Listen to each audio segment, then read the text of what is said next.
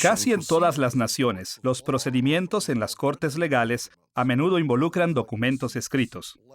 Documentos tales como recibos, cartas, contratos, confesiones y declaraciones escritas por testigos se usan como evidencia.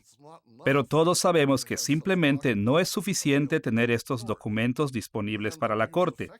Para que estos sean usados eficientemente, abogados, jueces y jurados tienen que saber ciertos atributos o características de estos documentos.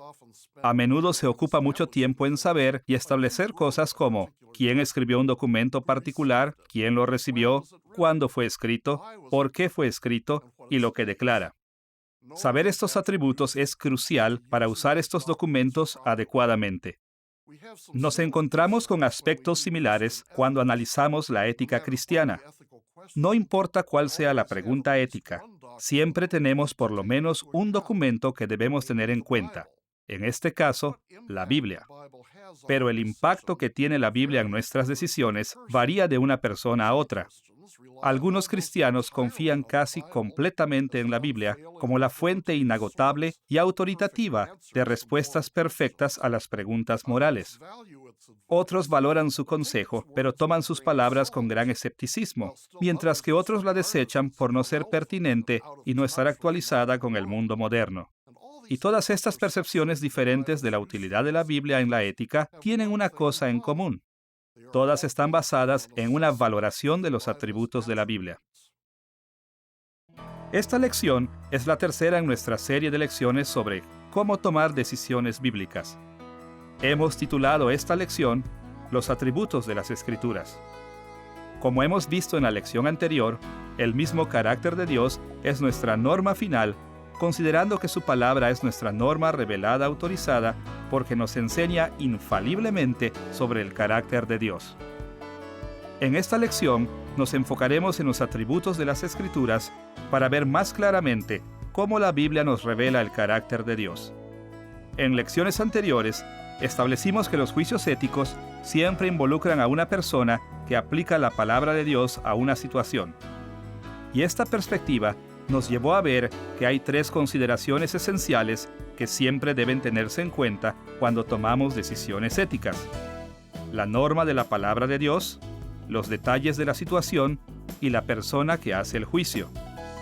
Hemos identificado estas tres consideraciones como las perspectivas normativa, situacional y existencial en ética. En esta lección nos dirigiremos nuevamente a la perspectiva normativa y buscaremos las normas apropiadas para las decisiones éticas. Dividiremos nuestra discusión de los atributos de las Escrituras en dos partes.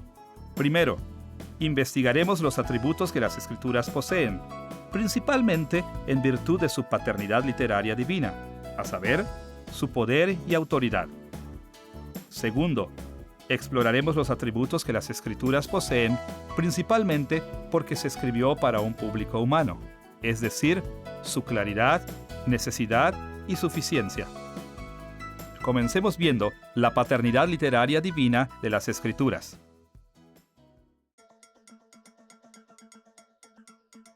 Cuando hablamos de la paternidad literaria divina de las Escrituras, estamos mirando la Biblia como la palabra de Dios a su pueblo, y dando énfasis al hecho de que es la palabra de Dios.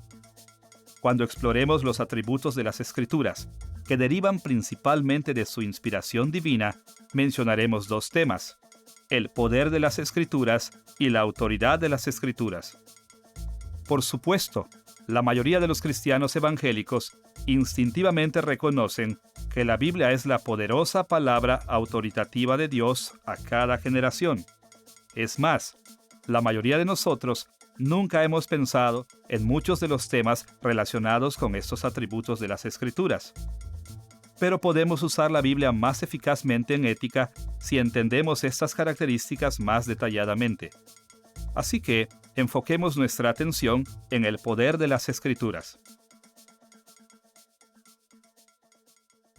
Como cristianos, cuando nos acercamos al tema de la ética, no estamos interesados solamente en imaginar cuáles cosas son buenas y cuáles son malas. también estamos interesados en aplicar ese conocimiento actuando, pensando y sintiendo de maneras que son moralmente invaluables. Pero, ¿dónde podemos encontrar la fuerza para llevar a cabo lo que sabemos que es correcto y bueno? En esta búsqueda recibimos gran ayuda por el poder de las Escrituras. Como palabra viva y activa de Dios, la Biblia no solamente nos dice qué hacer, también nos capacita para creer y vivir de manera que agrade a Dios y nos lleva a sus bendiciones. Analicemos este concepto mirando primero algunos ejemplos del poder de la palabra de Dios en sus distintas formas, y segundo, regresando a las implicaciones que este poder tiene para la toma de decisiones éticas. Como hemos visto en nuestras lecciones anteriores, la palabra de Dios puede tomar muchas formas. Y la Biblia indica que la palabra de Dios es poderosa, aun cuando no toma la forma de las Escrituras. Como tratamos de demostrar el poder de las Escrituras, empezaremos mirando primero el poder de la palabra de Dios con respecto a la creación. Después, mencionaremos el poder de su palabra profética. Y luego, el poder de predicar el Evangelio. Finalmente, exploraremos el poder de la palabra escrita de Dios o las Escrituras. Empecemos investigando el poder de la palabra de Dios sobre la creación. Cuando consideramos el poder de la palabra de Dios, a menudo es útil pensar primero sobre cómo su palabra tiene poder sobre la creación. Quizás el lugar donde esto se ve más claramente es en el relato de la creación de Génesis capítulo 1, donde Dios habló para que el mundo existiera. A lo largo de todo el capítulo, la única acción que Dios realiza es hablar, y por su palabra hablada, Él crea, ordena y llena el universo entero. Como el Salmo 33, versículos 6 y 9, comenta con respecto a este relato. Por la palabra de Jehová fueron hechos los cielos, por el aliento de su boca, porque Él dijo y fue hecho, Él mandó y existió. La declaración de Dios tenía gran poder en los días de la creación. Tanto poder que su palabra dio existencia a la creación. No es que las palabras tienen poder innato que Dios manipula. Más bien, Dios usa sus declaraciones como recipientes que transmiten su propio poder. Las palabras de Dios son los medios que usa para lograr sus fines, así como cualquier ser humano puede usar un martillo para colocar un clavo en su lugar. En segundo lugar, las Escrituras dejan también en claro que la palabra de Dios tiene poder cuando pasa por las bocas de profetas inspirados. Isaías capítulo 55, versículos 10 y 11, confirman esta idea. Allí el profeta escribió: porque como desciende de los cielos la lluvia y la nieve, y no vuelve allá, sino que riega la tierra y la hace germinar y producir, así será mi palabra que sale de mi boca. No volverá a mí vacía, sino que hará lo que yo quiero, y será prosperada en aquello para que la envié. Aunque este pasaje habla de la palabra de Dios que sale de su boca, en el contexto está claro que Dios estaba refiriéndose a la predicación del profeta Isaías. El pueblo de Judá escuchó estas palabras del Señor, no directamente de la boca de Dios, sino de Isaías. Aún así, el mensaje fue poderoso cuando Isaías lo habló y lo escribió. Tenía el poder de Dios para lograr sus propósitos. Una tercera manera en la que nosotros podemos ver el poder de la palabra de Dios es a través de la predicación sin inspiración de su palabra o el Evangelio. El Nuevo Testamento frecuentemente confirma esta idea cuando dice que Dios trabaja por medio de la predicación del Evangelio, aun cuando los predicadores no son inspirados infaliblemente. Por ejemplo, en el capítulo 1 de Romanos, versículos 15 y 16, Pablo declaró directamente que el Evangelio predicado lleva el poder de Dios. Así que, en cuanto a mí, pronto estoy a anunciaros el Evangelio, porque es poder de Dios para salvación a todo aquel que cree. El Evangelio que Pablo tenía en mente aquí no era solo un conjunto de verdades sobre lo que Jesús había hecho, ni era el poder de Dios representado por las declaraciones del Evangelio.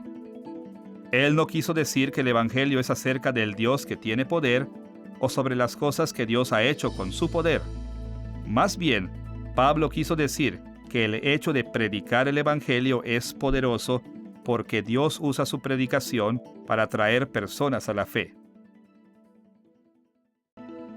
Pablo hizo una declaración similar en 1 Corintios capítulo 1, versículo 18, donde escribió: «La palabra de la cruz es locura a los que se pierden, pero a los que se salvan es poder de Dios».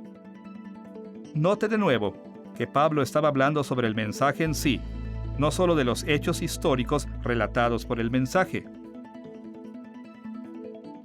En la práctica, las personas no aceptan la verdad de las demandas del Evangelio, mientras que al mismo tiempo condenan a Dios como tonto por salvar a la humanidad.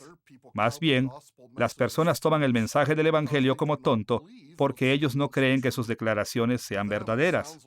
A ellos les parece un cuento imaginario o incluso una mentira, y piensan que ninguna persona de pensamiento correcto lo creería. Es por esta razón que el Evangelio parece como una tontería a los no creyentes. Pero para las personas que creen el mensaje, el predicar el Evangelio es el poder de Dios porque es el medio por el que Dios les trae a un conocimiento salvador de la verdad.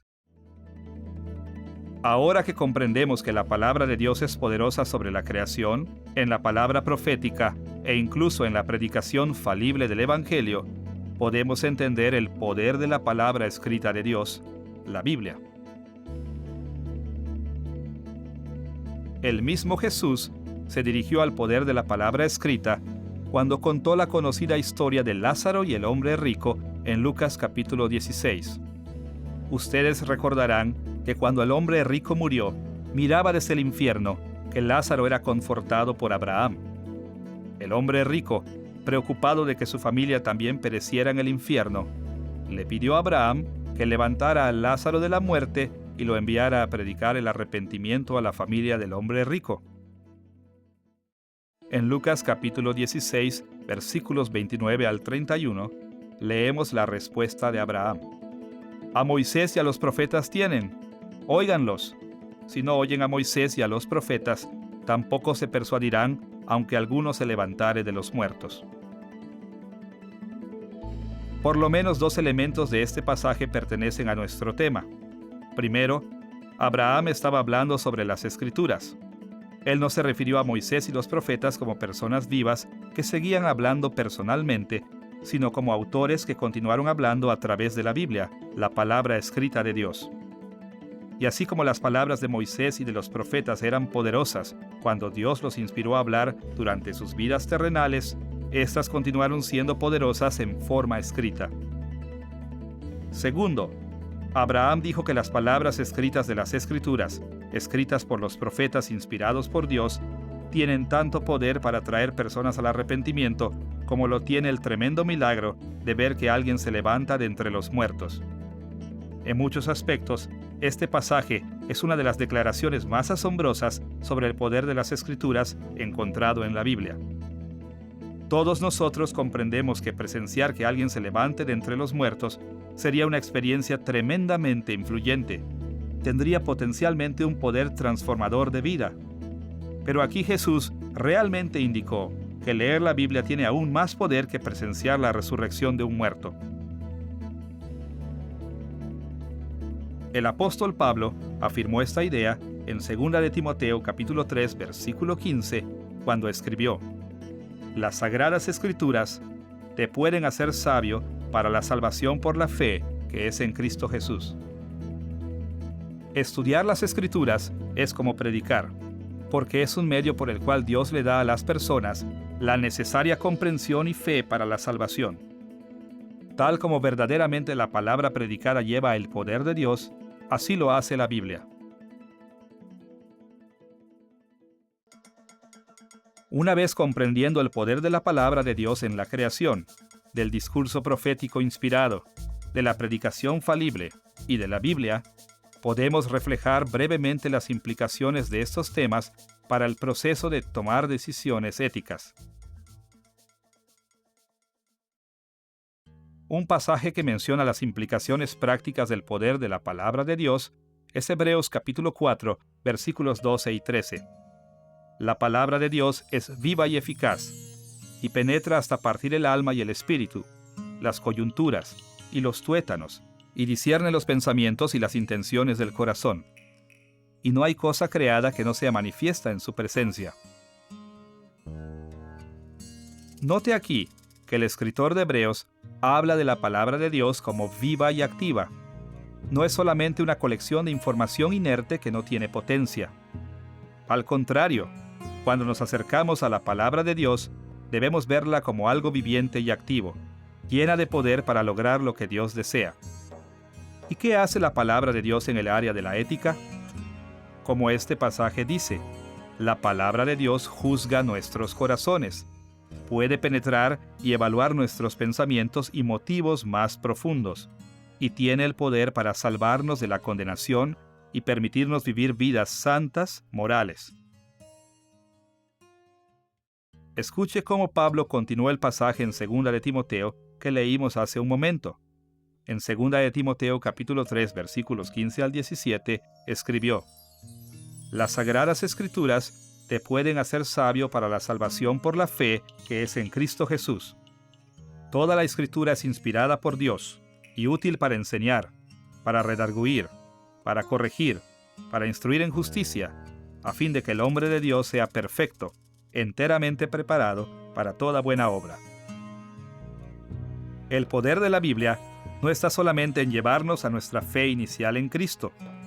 Como la voz de Dios, las Escrituras también tienen el poder para prepararnos para toda buena obra. El Espíritu Santo usa las Escrituras para darnos fe y sabiduría y para moldar nuestros caracteres de una forma que cuando nos confrontamos con opciones morales podamos escoger lo bueno y rechazar lo malo.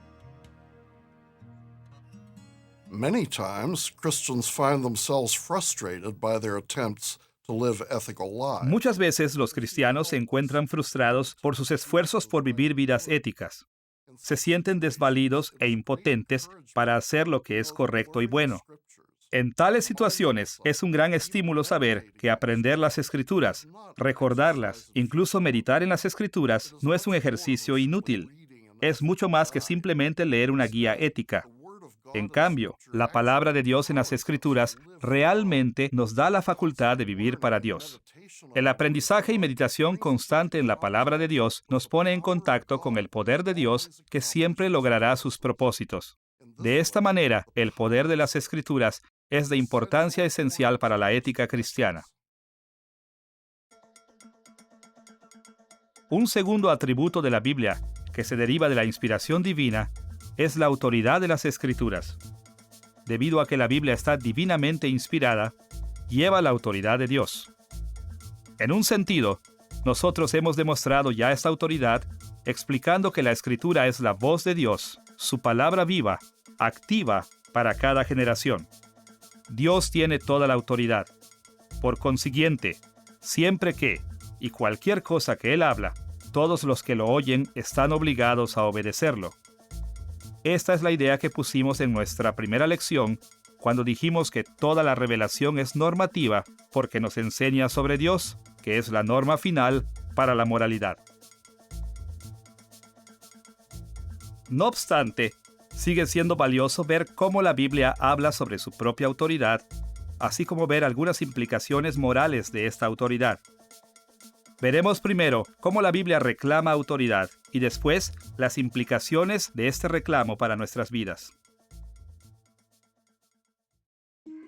La Biblia reclama autoridad divina para sí misma de por lo menos dos maneras. Primero, proporciona ejemplos históricos de su autoridad. Y segundo, explícitamente reclama la autoridad. Nos enfocaremos en los ejemplos históricos de la autoridad de la Biblia primero. Cuando recordamos la conexión íntima entre la palabra hablada de Dios y la palabra escrita de Dios que ya hemos visto en esta lección, podemos ver muchas maneras en las que la Biblia nos da ejemplos de la autoridad de la palabra de Dios que se aplican a la propia Biblia. En las primeras historias escritas en la Biblia, Dios habló directamente a la humanidad, y su discurso llevaba autoridad. Por ejemplo, en el relato de la creación y la caída, en Génesis capítulos 2 y 3, Dios le ordenó al hombre cultivar el jardín de Edén y no comer del fruto prohibido. Eva, sin embargo, prefirió escuchar la voz de la serpiente en lugar de la voz de Dios, y por eso rechazó la autoridad de la palabra de Dios. Adán, a su vez, escuchó la voz de Eva en lugar de la voz de Dios, también rechazando la autoridad de Dios. Pero la autoridad de la palabra de Dios no fue destruida por eso. Más bien, Dios dio fuerza a la autoridad de su palabra hablada, castigando a Adán y Eva y a toda la creación con ellos. Después, en los días de Moisés, Dios reglamentó su palabra hablada en forma escrita. En lugar de simplemente decirle a Moisés los 10 mandamientos, talló estas leyes en lápidas de piedra. Él también le dio muchas otras leyes a Moisés y le ordenó que grabara esas palabras por escrito. Estos registros comprendieron el libro del pacto sobre el que leímos en Éxodo capítulo 24. Eran las estipulaciones del pacto de Dios para su pueblo, y ellas no solo llevaron la autoridad de Dios, sino también su promesa de dar fuerza a estas leyes con poder, bendiciendo al obediente y maldiciendo al desobediente. Escuche este relato en Éxodo capítulo 24, versículos 4 al 8. Moisés escribió todas las palabras de Jehová, y tomó el libro del pacto y lo leyó a oídos del pueblo, el cual dijo: haremos todas las cosas que Jehová ha dicho y obedeceremos. Entonces Moisés tomó la sangre y roció sobre el pueblo y dijo: he aquí la sangre del pacto que Jehová ha hecho con vosotros sobre todas estas cosas. En este registro encontramos que la palabra hablada de Dios es la base para su palabra escrita y que la palabra escrita es el documento del pacto autoritativo de Dios que su pueblo está obligado a obedecer. Muchos siglos después, cuando el pueblo de Dios había rechazado las cosas escritas en las Escrituras, Dios envió a las naciones extranjeras a afligirlos con la guerra. Isaías ministraba en ese tiempo y escribió estas palabras en Isaías capítulo 42, versículo 24. ¿Quién dio a Jacob en botín y entregó a Israel a saqueadores? ¿No fue Jehová contra quien pecamos? No quisieron andar en sus caminos, ni oyeron su ley. Dios no dudó en dar fuerza a su palabra en los días de Isaías, así como él no había dudado en darle fuerza en el jardín de Edén. Esta vez, la palabra que se violó era la ley de Dios. Eran las Escrituras, las palabras escritas del pacto entre Dios y su pueblo. Así como la palabra hablada de Dios es revelación autoritativa, así es su palabra escrita.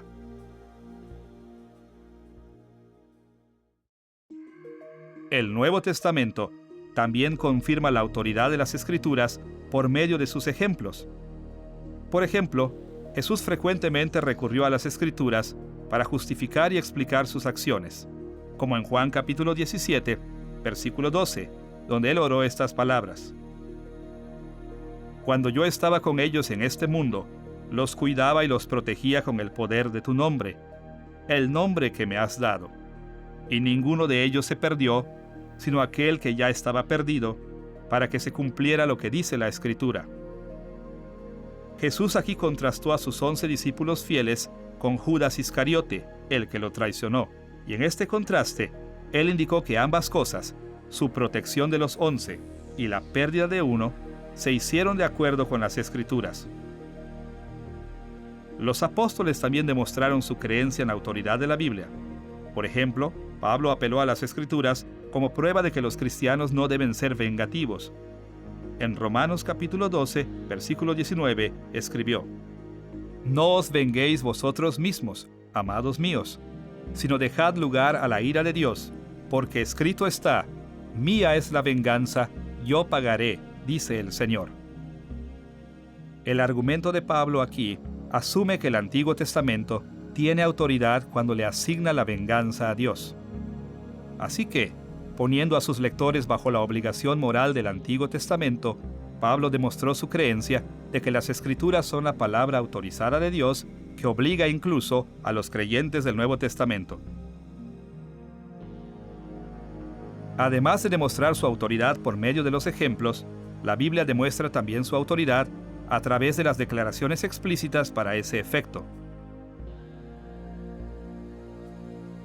Una de las mejores declaraciones conocidas que reclaman autoridad para la Biblia se encuentra en 2 de Pedro capítulo 1, versículos 19 al 21, donde Pedro escribió: «Tenemos también la palabra profética más segura, a la cual hacéis bien en estar atentos, porque nunca la profecía fue traída por voluntad humana, sino que los santos hombres de Dios hablaron siendo inspirados por el Espíritu Santo». Aquí Pedro indicó que los escritos proféticos en el Antiguo Testamento continúan siendo autoritativos para nuestros días. Porque estas profecías estaban inspiradas y autorizadas por Dios, estas forman un compendio de la norma moral a la que debemos tomar en cuenta. Es decir, debemos de creer lo que los profetas escribieron y obedecer lo que ellos ordenaron.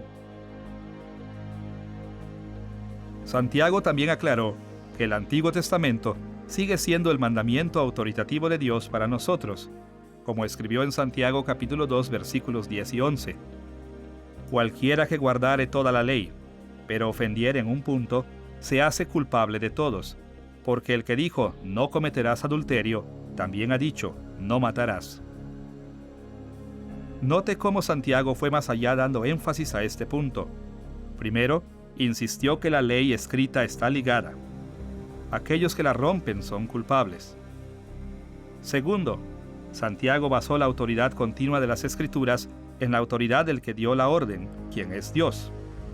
Porque la Biblia aún es la palabra de Dios, aún lleva la autoridad de Dios. También encontramos demandas sobre la autoridad del Nuevo Testamento. Por ejemplo, Jesús dio su autoridad a los apóstoles cuando dijo en Juan capítulo 13, versículo 20: de cierto os digo, el que recibe al que yo enviare, me recibe a mí, y el que me recibe a mí, recibe al que me envió. Los apóstoles no solo usaron esta autoridad hablando, sino también escribiendo los documentos que tenemos ahora en el Nuevo Testamento. Esto es evidente a lo largo del Nuevo Testamento, en cada caso en el que ellos emitieron órdenes escritas, como en 2 de Tesalonicenses capítulo 3, versículo 6, donde Pablo escribió: «Os ordenamos, hermanos, en el nombre de nuestro Señor Jesucristo, que os apartéis de todo hermano que ande desordenadamente». Aquí Pablo emitió una orden escrita directa, que llevaba su autoridad delegada por Jesucristo. Esta manera de actuar era típica de los apóstoles. Ellos frecuentemente usaban su autoridad para transmitir sus instrucciones en forma escrita. Porque el Nuevo Testamento consiste en documentos que los apóstoles o escribieron o aprobaron, lleva la autoridad de los apóstoles, que son la autoridad del mismo Cristo.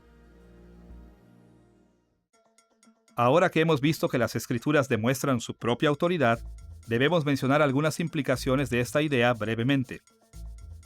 Simplemente, debido a que las Escrituras llevan la autoridad de Dios, estamos obligados moralmente a conformar todas nuestras opciones, acciones, pensamientos y sentimientos a Él.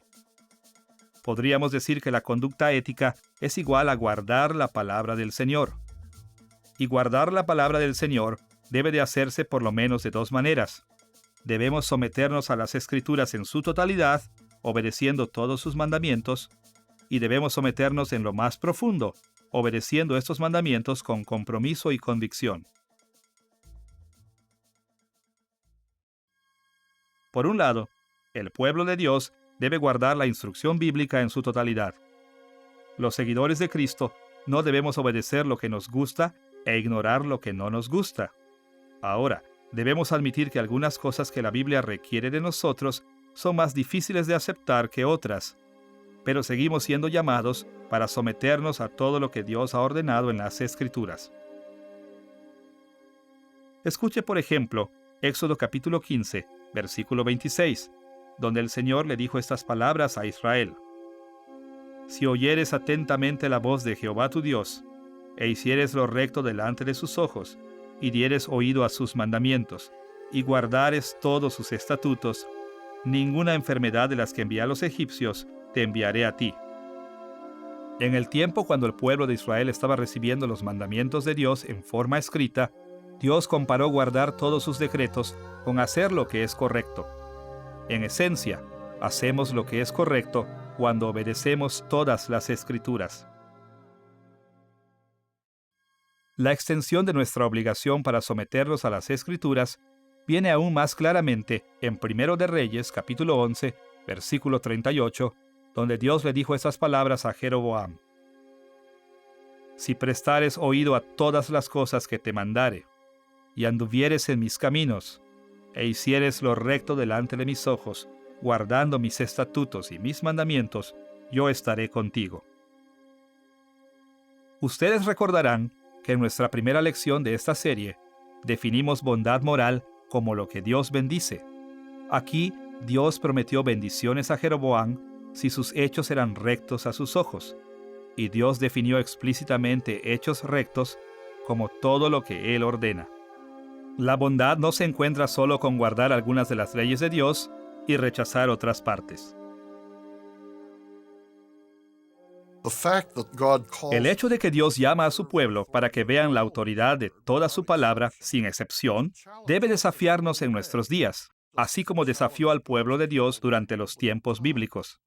Tristemente, a veces los creyentes responden a este desafío imaginando que a Dios no le importa si ellos siguen solo algunas de sus directivas morales. Ellos erróneamente piensan que Dios les ha dado libertad para ignorar los mandamientos que encuentran incómodos o difíciles. Pero aun cuando no intentamos justificar nuestro rechazo de algunas de las enseñanzas morales de las Escrituras, necesitamos comprender que todos caemos en la trampa de selectividad inconsciente. Por esta razón, debemos volver constantemente a las Escrituras para recordar esos mandamientos que podemos haber pasado por alto o podemos haber olvidado. En segundo lugar, la palabra de Dios tiene autoridad sobre nosotros, no solo en la total extensión de su enseñanza, sino también en la profundidad de la obediencia que requiere de nosotros. Por ejemplo, en ambos, el Antiguo y el Nuevo Testamento, la Biblia conecta la obediencia a las Escrituras con el amor a Dios. La bondad moral no se adquiere envidiando la obediencia, ni tampoco a través de un amor por la bondad misma, lejos de un amor por Dios. Más bien, la base de esa obligación es el hecho de que Dios nos ha llamado en amor y autoridad para ser sus sirvientes deseosos. Escuche la manera en que Moisés expresó esta idea en Deuteronomio capítulo 7, versículos 9 y 11. Jehová tu Dios es fiel, que guarda el pacto y la misericordia a los que le aman y guardan sus mandamientos hasta 1000 generaciones. Guarda, por tanto, los mandamientos, estatutos y decretos que yo te mando hoy que cumplas. Porque Dios nos ha llamado a una relación amorosa con Él, estamos obligados a obedecer sus mandamientos que están establecidos para nosotros en las Escrituras. El mismo Jesús repitió varias veces la misma idea en el Nuevo Testamento. En Juan capítulo 14, versículos 15 y 21, Él les dijo a sus discípulos: Si me amáis, guardad mis mandamientos. El que tiene mis mandamientos y los guarda, ese es el que me ama. Y por su ejemplo, Él demostró que nosotros también debemos dar este tipo de obediencia amorosa al Padre. Como dijo Jesús en el versículo 31 de Juan 14. Pero el mundo tiene que saber que amo al Padre y que hago exactamente lo que Él me ha ordenado que haga. A cada momento, las Escrituras indican que los requisitos morales que Dios nos pide están basados en su amor por nosotros y deben ser cumplidos en nuestro amor por Él. Así que vemos que de acuerdo a la Biblia, no podemos hacer obras correctas a menos que tengamos el motivo correcto, o para ponerlo de otra manera, solo cuando nos tomamos profundamente de las Escrituras, desde el corazón, podemos someternos debidamente a la autoridad de la palabra de Dios. Ahora que hemos visto el poder y autoridad de las Escrituras, esos atributos que las Escrituras tienen principalmente por virtud de su autoría literaria divina, debemos volver nuestra atención a nuestro segundo tema, aquellos atributos de las Escrituras que se relacionan más estrechamente con su público humano. Cuando Dios inspiró y dio autoridad a los escritores de las Escrituras, Él tenía una meta particular en mente. Específicamente, quería dar a su pueblo revelación clara concerniente a su voluntad y su carácter para que ellos pudieran conformarse mejor a Él. Así que, a estas alturas en nuestra lección, enfocaremos nuestra atención en los atributos que las Escrituras poseen, principalmente en virtud del hecho que Dios las inspiró para su pueblo. Este aspecto de nuestra discusión cubrirá 3 de los atributos de las Escrituras: su claridad, su necesidad y su suficiencia. Primero veamos la claridad de las Escrituras.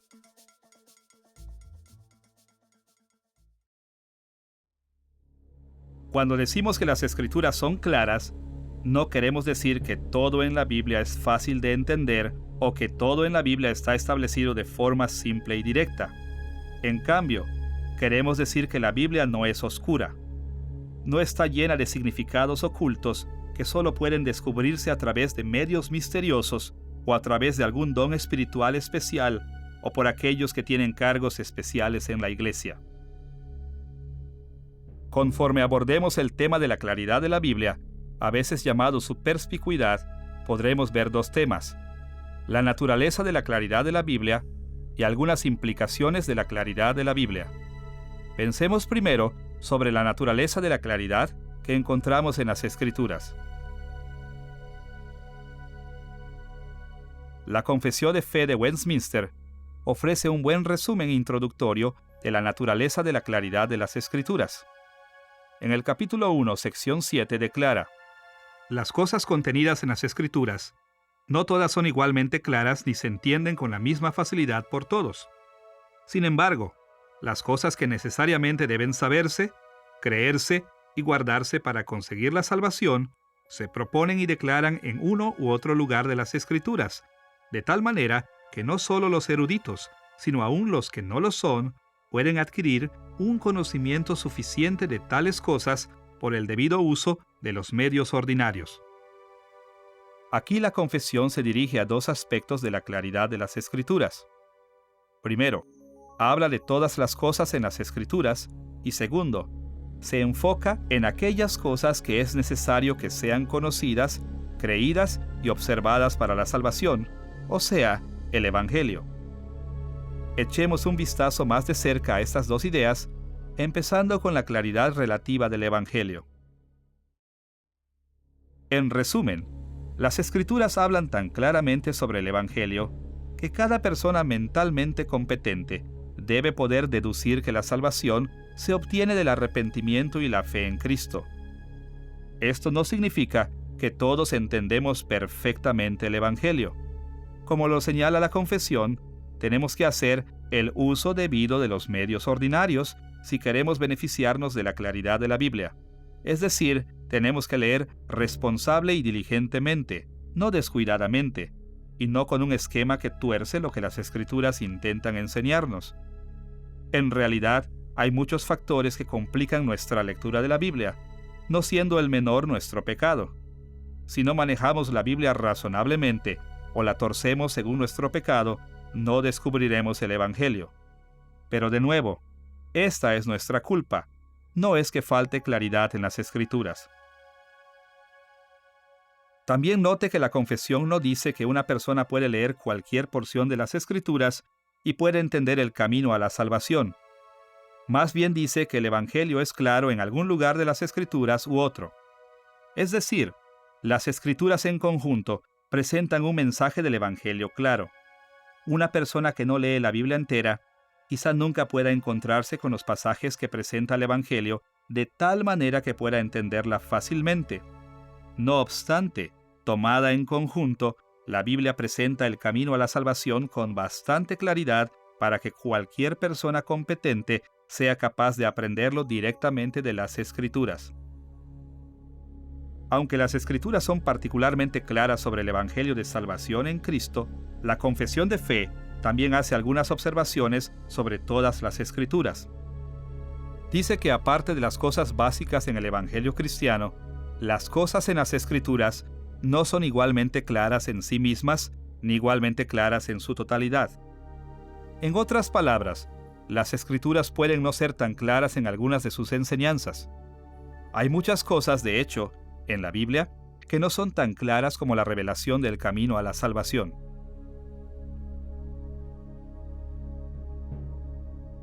Sin embargo, Dios nos dio las Escrituras para que pudiéramos entender las cosas que Él reveló en las Escrituras y aplicarlas a nuestras vidas.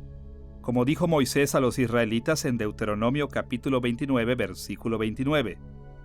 Las cosas secretas pertenecen a Jehová nuestro Dios, mas las reveladas son para nosotros y para nuestros hijos para siempre, para que cumplamos todas las palabras de esta ley.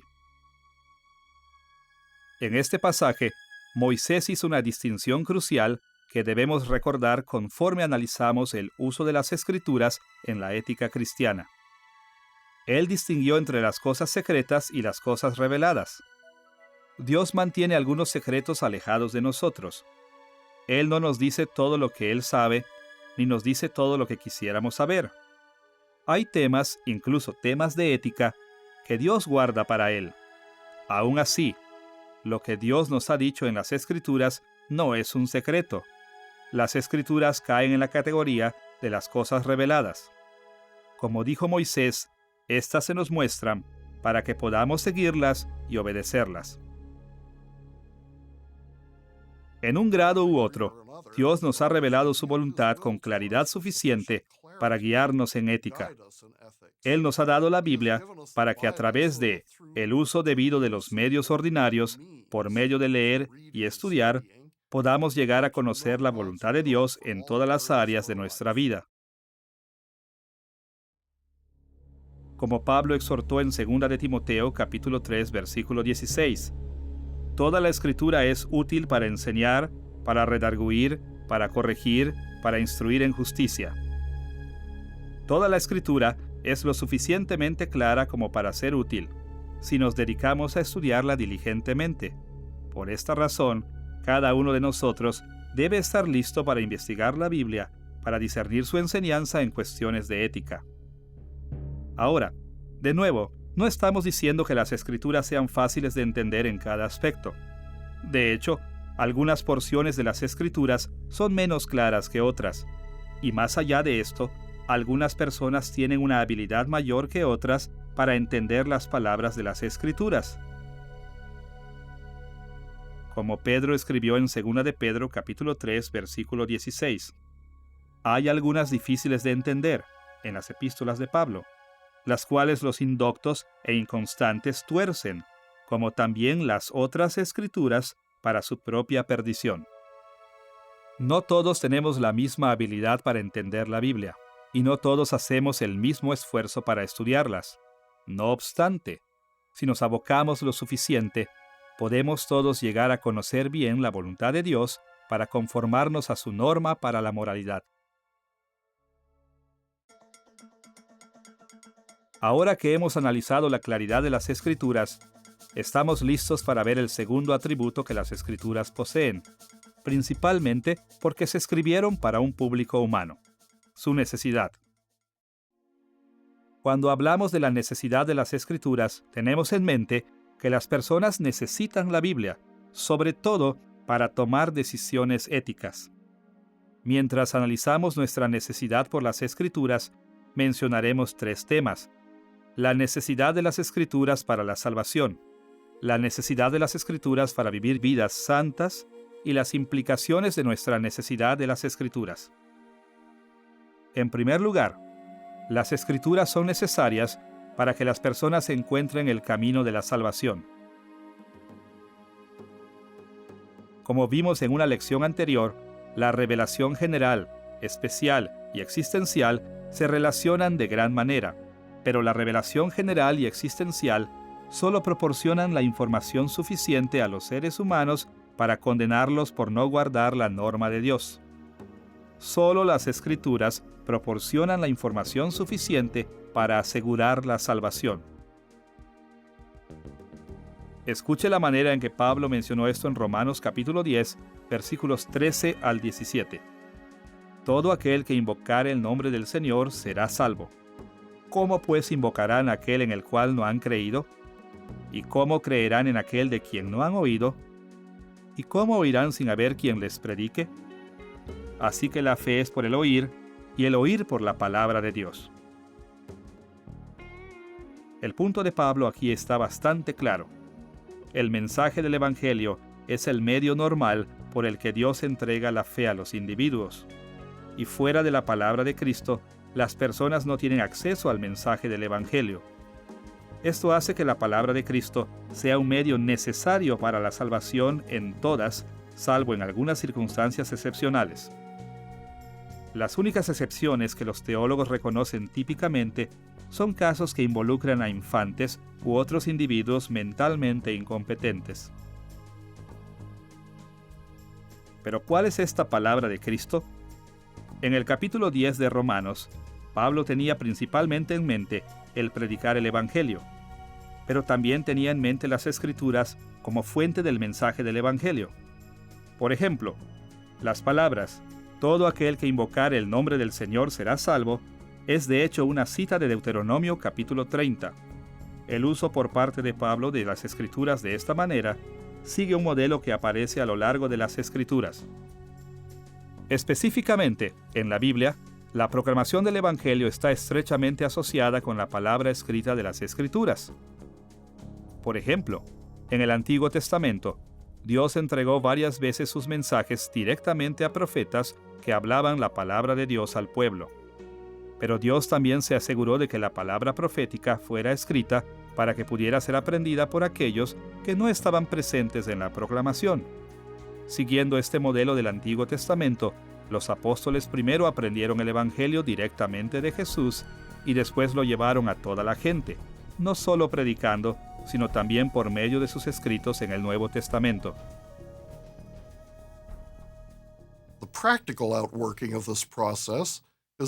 De manera práctica, vemos que el proceso de venir a la fe y salvación empieza cuando recibimos el Evangelio, ya sea por nuestra propia lectura de la Biblia o al oír la predicación basada en las Escrituras.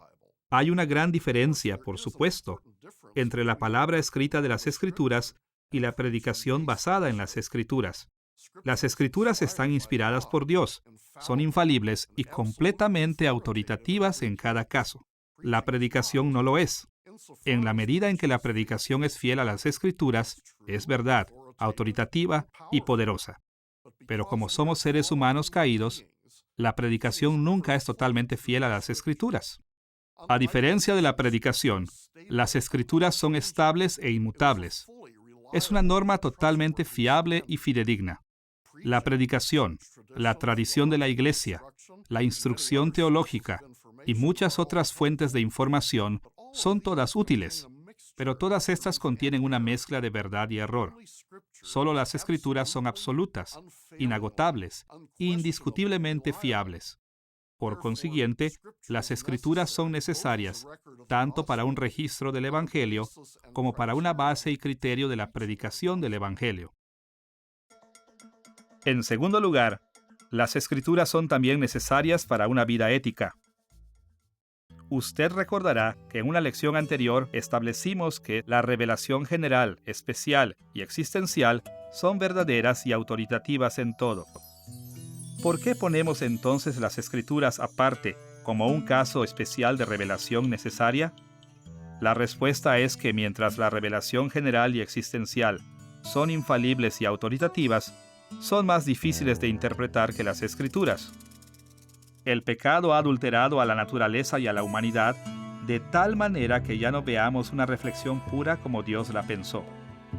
Como resultado, muchas veces es muy difícil saber interpretar la revelación general y existencial.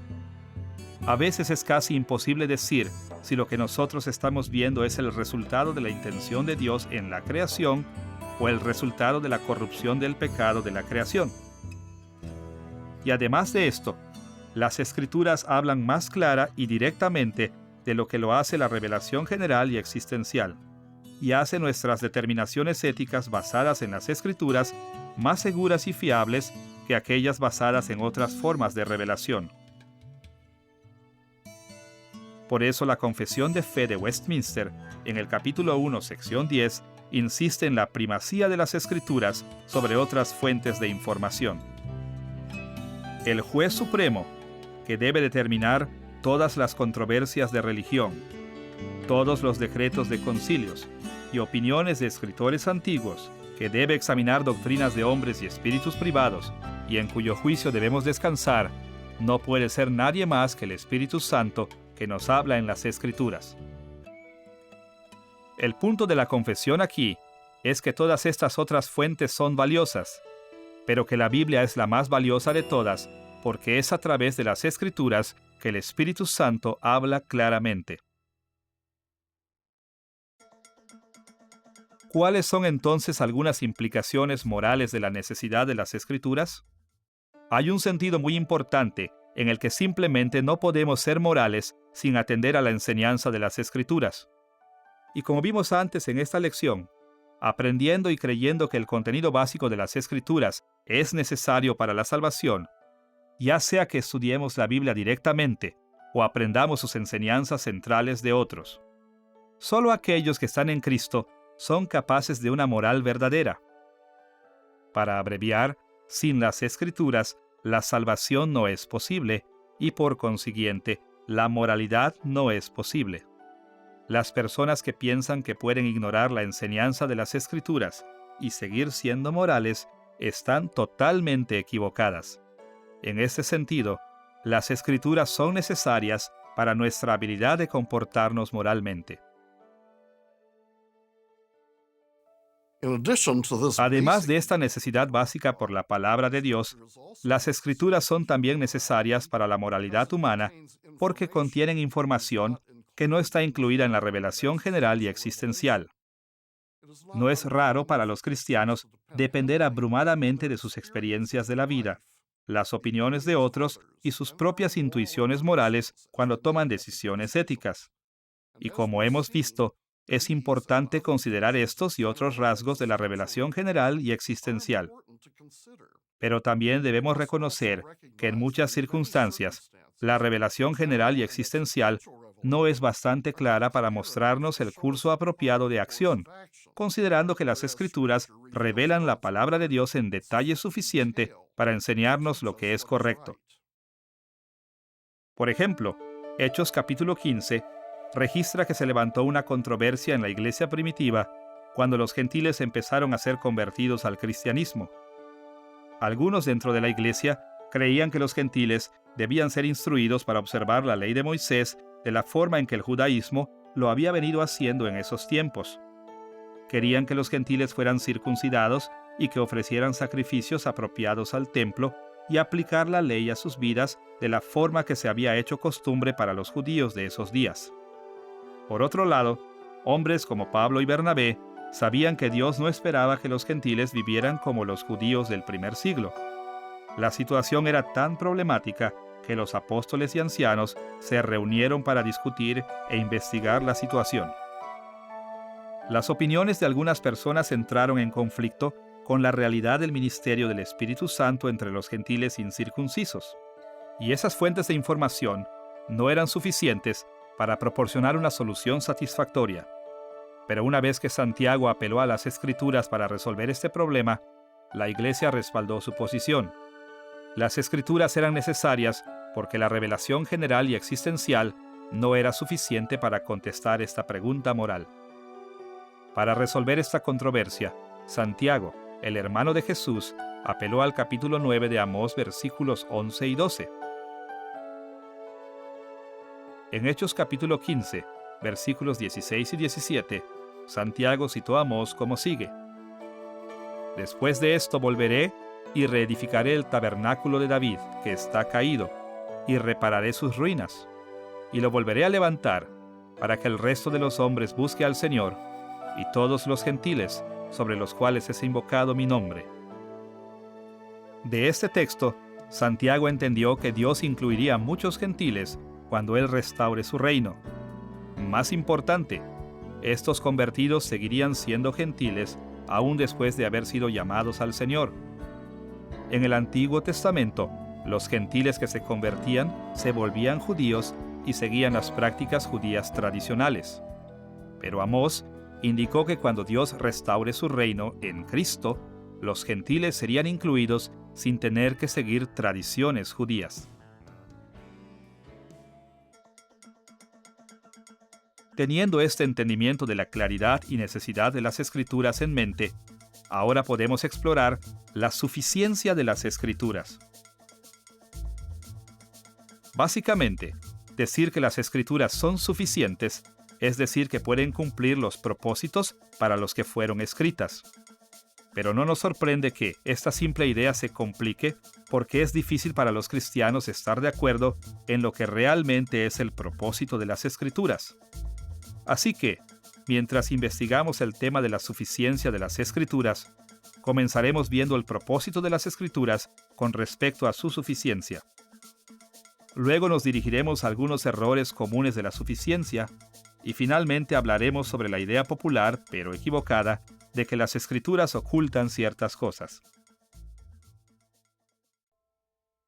Con respecto a la relación entre la suficiencia de las Escrituras y su propósito, será útil mirar de nuevo a la Confesión de Fe de Westminster, que contiene un resumen muy bueno de esta idea en el capítulo 1, sección 6. La Confesión expone el tema de esta forma: el consejo completo de Dios, tocante a todas las cosas necesarias para su propia gloria y para la salvación, fe y vida del hombre, está expresamente expuesto en las Escrituras o se puede deducir de ellas por buena y necesaria consecuencia, y a esta revelación de su voluntad nada ha de añadirse, ni por nuevas revelaciones del Espíritu, ni por las tradiciones de los hombres.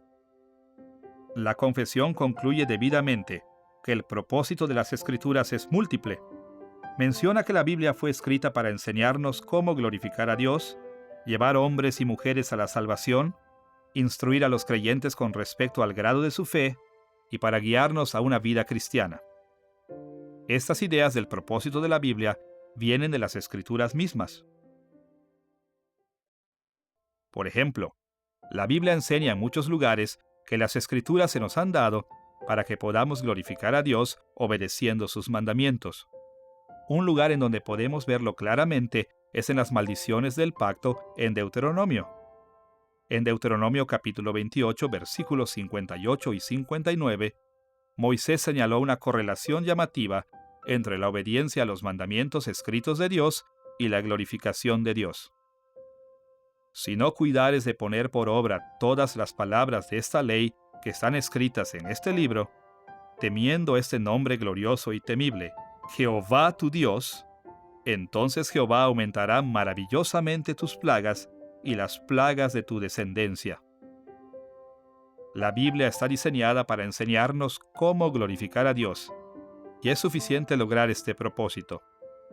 Las Escrituras contienen todas las normas que necesitamos saber para glorificarlo. Con respecto a la salvación del hombre, la fe y la vida, Pablo le dijo a Timoteo que permaneciera firme en su estudio de las Escrituras para obtener los beneficios que nos ofrecen las Escrituras. En este contexto, en 2 de Timoteo capítulo 3, versículos 15 al 17, Pablo enseña la suficiencia de las Escrituras explícitamente. Él escribió estas palabras en el versículo 15: las Sagradas Escrituras te pueden hacer sabio para la salvación por la fe que es en Cristo Jesús.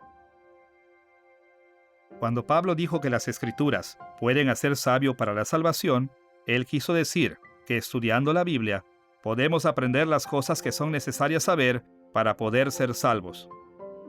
Pablo creía en esto porque no solo sabía que la Biblia era poderosa, como vimos antes en esta lección, sino que también que fue diseñada para proporcionar estos beneficios específicos. Ya que la Biblia puede lograr este propósito, puede llamarse debidamente suficiente para la salvación. En gran medida, del mismo modo, las Escrituras también son suficientes para la fe. Mire nuevamente las palabras de Pablo en 2 de Timoteo capítulo 3, versículos 15 al 17. Pablo dijo que las Sagradas Escrituras te pueden hacer sabio para la salvación por la fe que es en Cristo Jesús. el contenido de la fe salvadora se revela en la Biblia como el medio por el cual somos justificados y recibimos nuestra salvación de Dios. Finalmente, la Biblia es suficiente para guiarnos a través de la vida, la práctica continua de nuestra fe salvadora en Cristo. La bien conocida declaración de Pablo en 2 de Timoteo capítulo 3, versículos 16 y 17, deja esto en claro. Toda la Escritura es inspirada por Dios y útil para enseñar, para redarguir, para corregir, para instruir en justicia, a fin de que el hombre de Dios sea perfecto, enteramente preparado para toda buena obra. Además de ser su intención traernos a la fe en Cristo para nuestra salvación, también se piensa que las Escrituras nos preparan para cada buena obra, no solo para algunas buenas obras, sino para cada buena obra. Porque su intención es prepararnos para cada buena obra, y porque es poderosa para cumplir su función intencional, es correcto decir que las Escrituras hablan suficientemente sobre cada buena obra. Si entendemos debidamente la Biblia entera, entonces conoceremos suficientemente las normas de Dios para tomar decisiones apropiadas sobre cualquier problema ético que se presente, siempre y cuando también tengamos una comprensión suficiente de las personas y de la situación. Ahora, entender la suficiencia de las Escrituras realza una seria pregunta. ¿Cómo puede cualquier libro, incluso uno tan grande como la Biblia, cubrir cada problema moral concebible y prepararnos para cada buena obra? La Biblia no se dirige a cada problema moral concebible directamente. Las Escrituras solo hablan directamente sobre un número limitado de problemas en la vida, como el contenido fundamental de nuestra fe y nuestras responsabilidades básicas hacia Dios y otras personas. Pero de esta manera, las Escrituras establecen principios que podemos extender y podemos aplicar más allá de los mencionados específicamente en la Biblia. Por eso es que la confesión distingue entre lo que es expresamente establecido en las Escrituras y lo que debe deducirse de la Escritura por vía de consecuencia buena y necesaria. En todos los casos, sin embargo, las Escrituras nos proporcionan la información que necesitamos para descubrir las normas éticas de Dios. El último punto que debemos notar en la explicación de la confesión de la suficiencia de las Escrituras es la apreciación de que las Escrituras están completas, de manera que nada, en ningún momento, deberá ser agregado, ya sea por nuevas revelaciones del Espíritu o por tradiciones de los hombres. Las Escrituras contienen todas las normas que necesitamos como cristianos.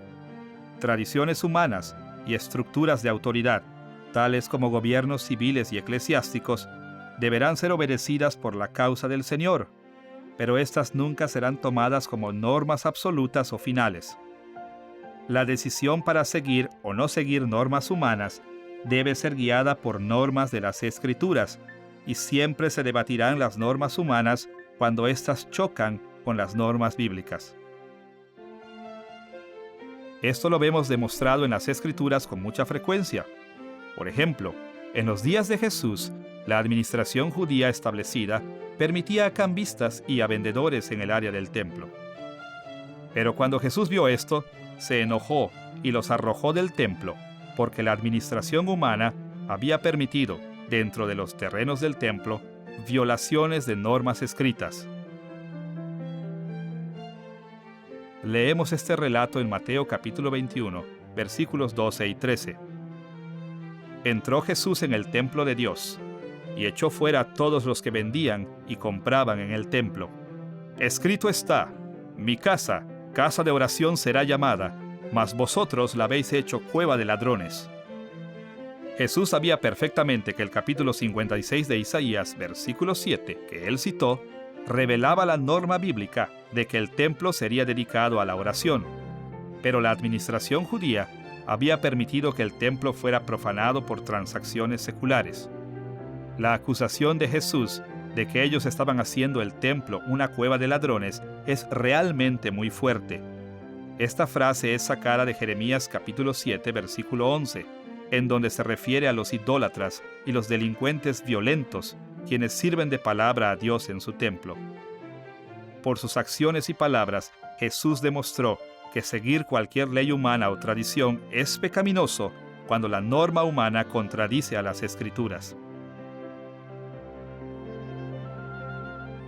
En cualquier caso, las Escrituras son suficientes para establecer todas las normas morales. Sin embargo, las leyes éticas de los hombres son válidas y obligatorias solo en la medida en que hacen eco de las normas bíblicas. Pero cuando las normas humanas contradicen las normas bíblicas, el cristiano está obligado a desafiarlas. Una vez que entendemos la suficiencia de las Escrituras, debemos volver nuestra atención a algunos malos entendidos de la suficiencia de la Biblia. Agruparemos estos malos entendidos en dos categorías generales. Primero, perspectivas que sobreestiman la suficiencia de las Escrituras, y segundo, perspectivas que subestiman la suficiencia de las Escrituras. Empecemos con perspectivas que sobreestiman la suficiencia de las Escrituras. Normalmente, aquellos que sobreestiman la suficiencia de las Escrituras están muy comprometidos con la Biblia, pero frecuentemente les faltan los compromisos apropiados a la revelación general y existencial. Como resultado, equivocadamente creen que pueden aplicar las Escrituras apropiadamente a las preguntas éticas sin tener mucho conocimiento, si es que tienen alguno, sobre personas y situaciones específicas. Creen que tomar decisiones éticas es tan simple como leer la Biblia y obedecerla, pero en realidad, antes de que podamos obedecer o aplicar la Biblia, también debemos saber algo sobre las personas y situaciones a las que estamos aplicándola. Dios nos ha proporcionado esta información en una revelación general y existencial. Si ignoramos estas otras formas de revelación, estamos ignorando las herramientas que Él nos ha dado para interpretar y comprender las Escrituras. Pero no todos los errores están basados en sobreestimar la suficiencia de la Biblia. Muchos otros errores provienen de subestimarla. Este error generalmente aparece como una insistencia de que la Biblia es suficiente solo para guiarnos en áreas limitadas de la vida, que solo nos da instrucciones morales en ciertos temas. Por ejemplo, Tomás de Aquino sostuvo que la revelación general y existencial es suficiente para enseñar muchos principios morales, y que las Escrituras complementan este conocimiento, dándonos información con respecto a esos asuntos que la revelación natural y existencial no cubren, tales como el camino de la salvación. En años recientes, otros han defendido que la Biblia no maneja temas como la llamada homosexualidad monógama, el aborto y la eutanasia. Sea por medio de la enseñanza explícita o implícita, las Escrituras nos proporcionan un sistema comprensivo de normas éticas. En este sentido, la suficiencia de la Biblia es ilimitada cuando se trata de revelar la voluntad de Dios para su gloria y nuestra salvación, la fe y la vida cristiana. La revelación general y existencial también contiene algunas de esas normas, pero no contiene ninguna norma adicional más allá de aquellas encontradas directa o indirectamente en las Escrituras. El punto simplemente es que la Biblia habla suficientemente a cada área de la vida para que nuestro verdadero deber hacia Dios siempre sea una aplicación de normas de las Escrituras. A estas alturas, hablaremos sobre la idea popular, pero equivocada, de que las Escrituras permanecen en silencio en ciertos temas. Quizás una de las formas más comunes en que los cristianos bien intencionados subestiman la suficiencia de las Escrituras. Específicamente, algunos cristianos frecuentemente enseñan que algunos problemas de la vida son moralmente indiferentes porque las Escrituras no nos proporcionan la información suficiente para saber el deseo de Dios en esos temas. Históricamente, estos han sido conocidos como adiáfora. Esta posición típica ha sido que cosas indiferentes ni son buenas ni son malas en sí mismas. Aunque muchas personas a lo largo de la historia de la Iglesia han sostenido esa posición, de hecho, esta posición corre contrariamente a las enseñanzas de las Escrituras. Por ejemplo, considerando que algunos teólogos hablan de objetos impersonales como indiferentes o neutrales, la Biblia habla de ellos como buenos. Aún después de la caída de la humanidad en el pecado, Pablo siguió insistiendo que todo era bueno. Como lo escribió en 1 de Timoteo, capítulo 4, versículos 4 y 5. Todo lo que Dios creó es bueno, y nada es de desecharse si se toma con acción de gracias, porque por la palabra de Dios y por la oración es santificado. Pablo habló específicamente sobre comida en este contexto, pero el principio es más amplio y se extiende a toda la creación, así como el mismo Dios lo proclamó al final de la semana de la creación. Por esta razón, incluso los objetos impersonales no son indiferentes, son buenos.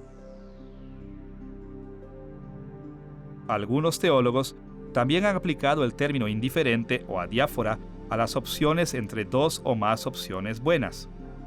Han sugerido que cuando todas las opciones son buenas, entonces las Escrituras son indiferentes acerca de lo que nosotros escogemos.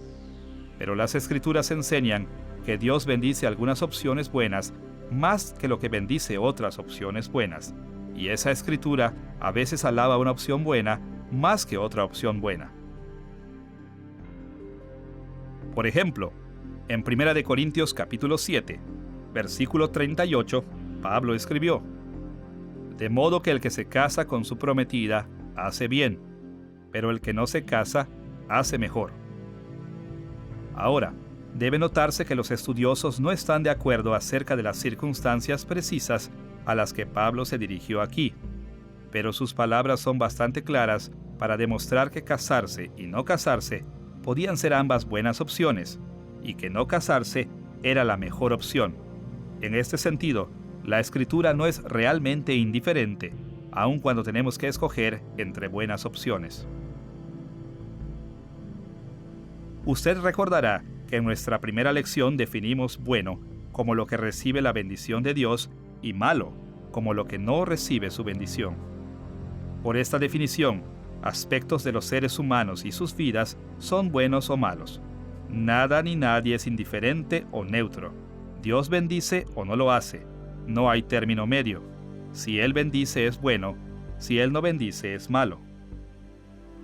Habiendo dicho esto, es verdad que hay algunas palabras, pensamientos y hechos que son buenos en algunas situaciones, pero malos en otras. Por ejemplo, las relaciones sexuales dentro del matrimonio son relaciones buenas, pero las relaciones sexuales fuera del matrimonio son malas. Pero esto no significa que las relaciones sexuales en sí mismas sean buenas ni malas. Más bien son buenas, así como Dios las creó para ser buenas.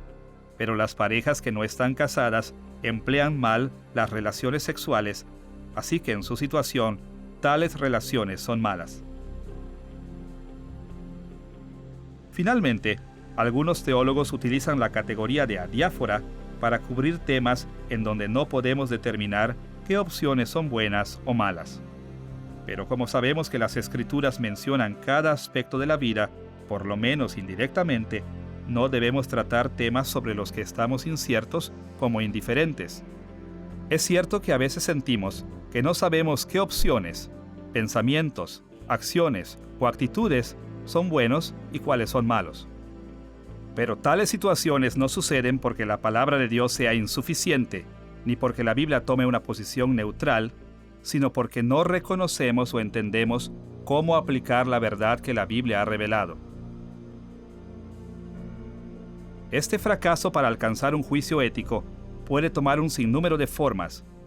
Como usted recuerda, el modelo bíblico para tomar decisiones éticas puede resumirse de esta manera. El juicio ético involucra la aplicación de la palabra de Dios a una situación por una persona. Debemos actuar con una comprensión apropiada de nuestra norma moral, nuestras metas y nuestros motivos, o dicho de otra manera, en preocupaciones normativas, situacionales y existenciales. El fracaso en alcanzar un juicio ético apropiado puede ser causado debidamente a un fracaso en evaluar cualquiera de estas perspectivas. Podemos fallar porque pasamos por alto o entendemos mal los pasajes de las Escrituras con los que estamos tratando. Podemos fallar porque pasamos por alto o entendemos mal la situación asociada con la pregunta ética. Y podemos fallar porque pasamos por alto o subestimamos los aspectos existenciales y personales de un tema. En todos los casos, cuando no podemos llegar a una conclusión firme en una decisión ética, no es apropiado concluir que Dios no ha revelado la información necesaria para tomar la decisión. Ni es apropiado decir que el tema es indiferente, que no hay un curso correcto para seguir. Más bien, debemos continuar leyendo, estudiando, orando e investigando la pregunta y hacer lo mejor que podamos con nuestros juicios provisionales, pero reservando el juicio final hasta que los problemas normativos, situacionales y existenciales se aclaren.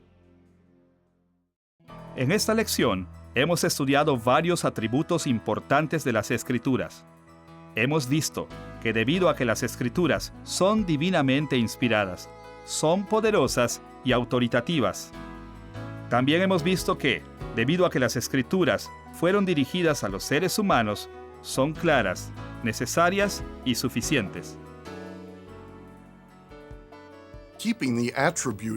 Es útil para nosotros tener presente los atributos de las Escrituras de diferentes maneras cuando estudiamos la ética cristiana. Por un lado, nos recuerda que la Biblia es indispensable cuando se trata de contestar preguntas éticas. Siempre debemos buscar sus respuestas, porque es autoritativa sobre todos los aspectos de la vida y porque hay muchas preguntas que solo la Biblia puede contestar. Por otra parte, recordar los atributos de las Escrituras es muy motivante, porque nos recuerda que Dios nos ha dado las Escrituras para beneficiarnos, para enseñarnos sobre Él y sus normas. Y finalmente, los atributos de las Escrituras nos dan confianza en nuestras conclusiones éticas, ya que estamos seguros de que las enseñanzas éticas de la Biblia son suficientes y claras. Así que, es importante que recordemos y confiemos en todo el rango de los atributos de las Escrituras mientras progresamos en nuestro estudio de la ética cristiana.